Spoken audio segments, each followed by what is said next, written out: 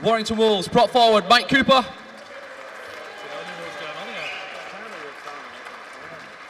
And Warrington Wolves head coach, Steve Price.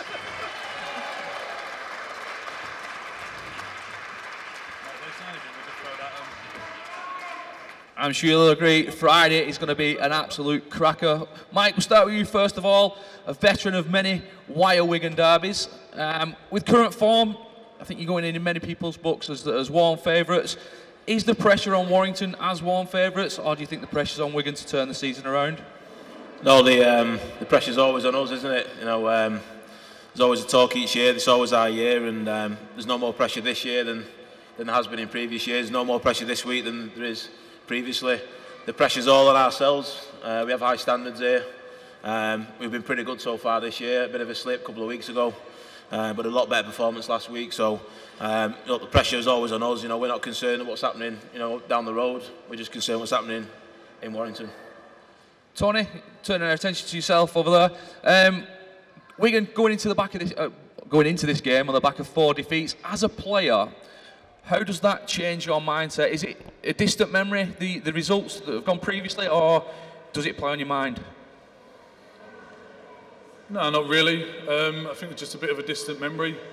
You know, you're lucky in this sport that week in, week out, you get to go again after a bad result there. So we're excited for it. You know, we know where we let ourselves down over the last few weeks, but you know, it's a different week now, and we're excited for it going into Warrington.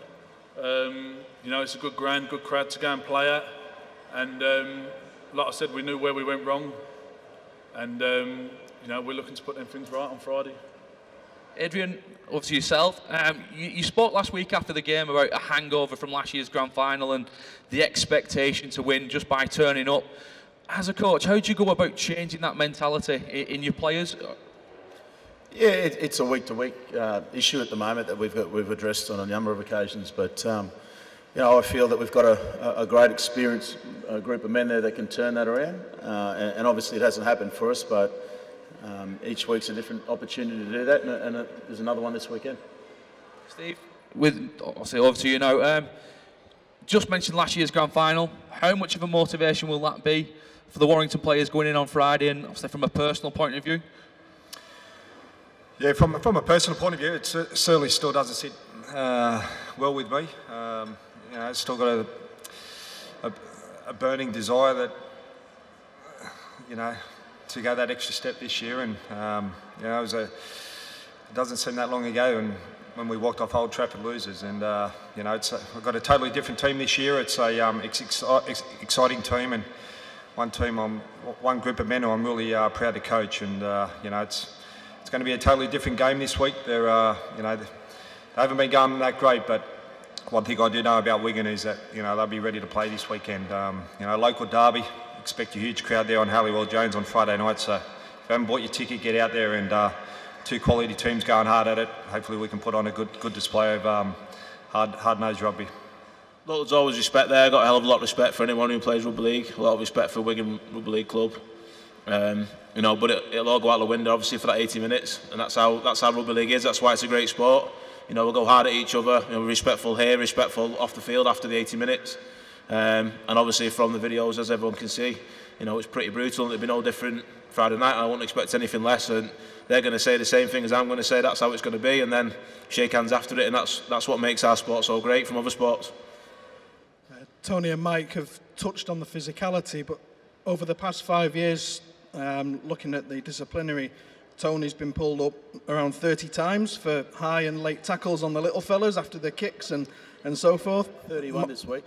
31 this week. Another one today. Mike, have you got a plan for that? Have you got a plan to contend with that? You are stirring, aren't you? Look, though, obviously, forwards jobs put pressure on the half-backs. That's no different with us as well. You know, their half-backs are going to be getting pressure, just like they're going to try and do to us. Me and Chris will be doing the same thing, don't worry. Steve, can you update us on Bryson Goodwin's injury? Yeah, Bryson's got a syndesmosis injury. It's a grade 2, so he'll be a couple of weeks away. He won't play this week. So other than that, we're all pretty healthy. Yes, Ryan Atkins. Ryan Atkins come straight back into that centre slot.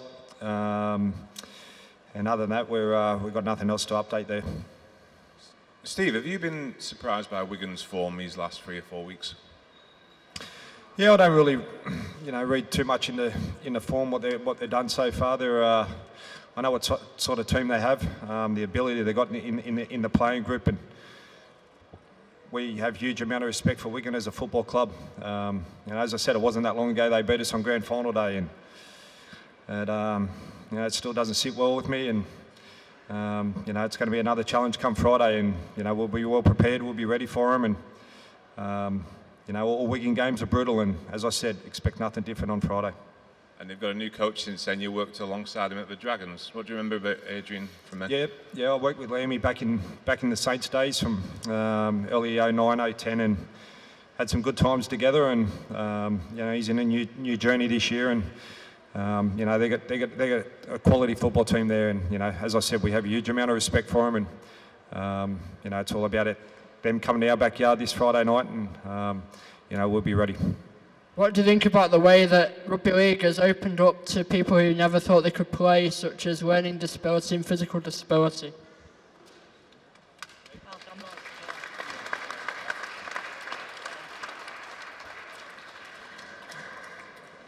It's obviously so important, and I think, again, speak on behalf, I don't know what's going on at other clubs, but speak on behalf of Warrington and the PTRL. I think it's just taken the world by storm, really, and we're sort of pushing the boundaries.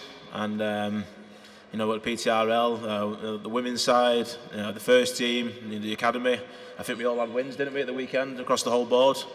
And we are one club, and of course everyone should have the opportunities to play our brilliant sport.